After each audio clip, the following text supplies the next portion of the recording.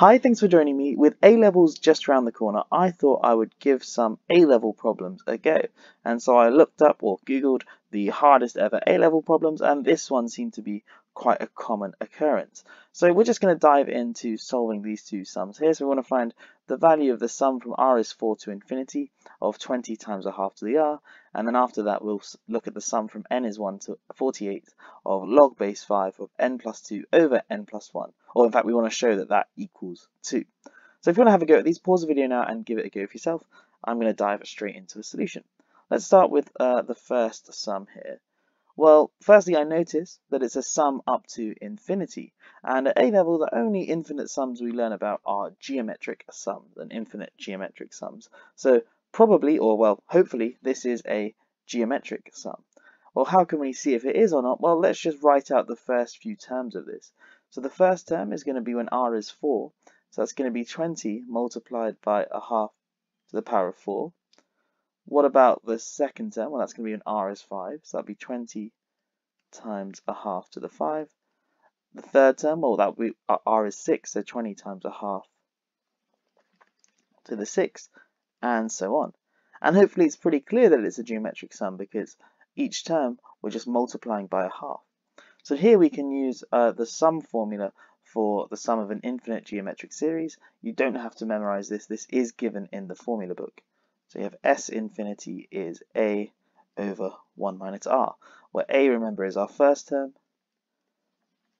and R is our common ratio. So in this case, this would literally just be our first term, which is 20 times a half to the 4, all divided by 1 minus our ratio, which is a half.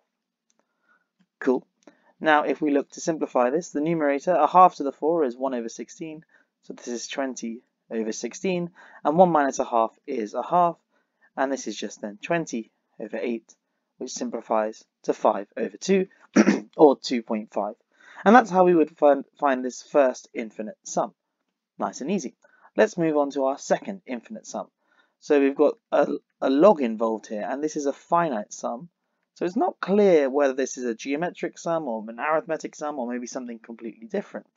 And what kind of throws us off here is we've got a log in here, which makes this look a bit weird, but actually the log there helps us a lot. Because when we add up logs, that's the same of kind of multiplying the insides, and that's going to be what we're going to do here. So like with this first infinite sum here, a general tip is to just write out the first few terms. So let's do that here. So when n is 1, we're going to get log base 5 of 1 plus 2 is 3, and then 1 plus 1 is 2, so 3 over 2. Cool. What about our second term? So it's going to be log base 5. N is 2 now, so we're going to get 4 over 3. The next one, log base 5, would be 5 over 4.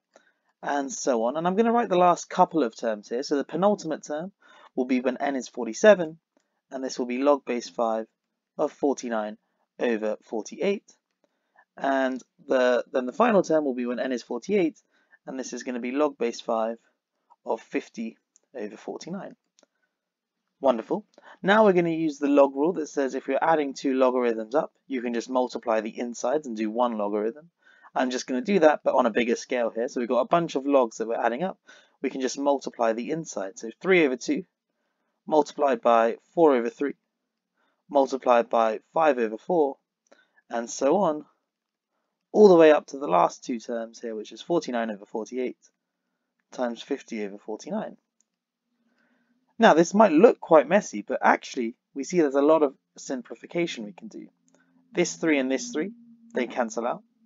This 4 and this 4, they cancel out. This 5, there'll be a 5 here, which would cancel out with that, and so on. This 48 would cancel with a 48 term just there, and this 49 cancels with that 49. And so all in all, what are we left with? Well, this is just log base 5 of 50 divided by 2. And 50 divided by 2, that's much easier to calculate. That is just 25. So this is just log base 5 of 25, which of course is 2, because 5 squared is 2, and that's exactly what we wanted to show. So two seemingly difficult sum problems, actually not too bad. The main trick being to write out the first few terms, and if it's a finite sum, also the last few terms as well, and then you might be able to spot what type of sum it is, or a pattern, or a nice little trick. Anyway, thank you so much for watching. If you have got your A-levels around the corner, best of luck for those. Apart from that, I will catch you in the next one. Have a great day.